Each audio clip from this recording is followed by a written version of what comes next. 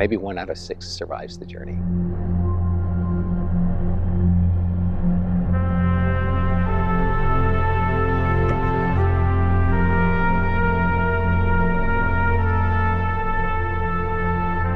That's a very challenging way for those little guys to be transported. One of the saddest parts is probably 3 days earlier they were out in the wild with their mothers, and that's how these animals are meant to live, not like this.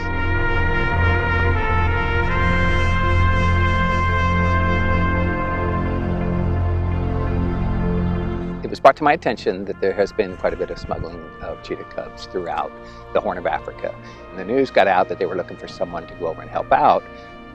I offered my services, and one thing is you're not allowed to ship, you can't ship materials there. So I put out a plea to 4 zoos in the US, including our San Diego Zoo, and the San Diego Humane Society also provided critical care supplies. So we got everything from syringes, needles, surgical instruments, to KMR, which is a kitten milk replacement, to canned food that these little guys need. They have very special dietary needs at that age, and that's part of it. When they're captured and poached, literally, they're not given the right nutrition, so they're often given camel milk or fed goat meat, things like that. And little guys aren't weaned, and they're not really ready for that. And by chance, the day after I arrived, 11 more cubs were confiscated, so bringing a total of 41 animals at that point, which is a crazy amount of animals in this facility.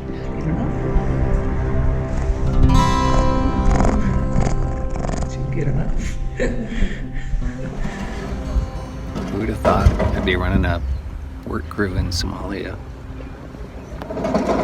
We're building cheetah pens, trying to get stuff done.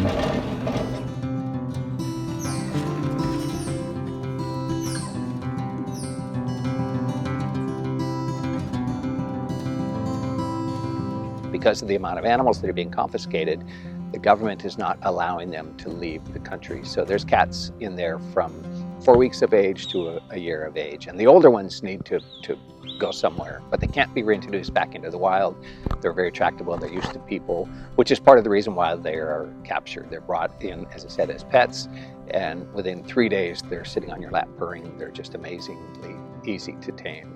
Up to 300 cubs a year have been smuggled through that area. So if you think about, there's 40 of them now. We lost one, unfortunately, while we were there, but there is a need to provide the best housing for these animals in the interim.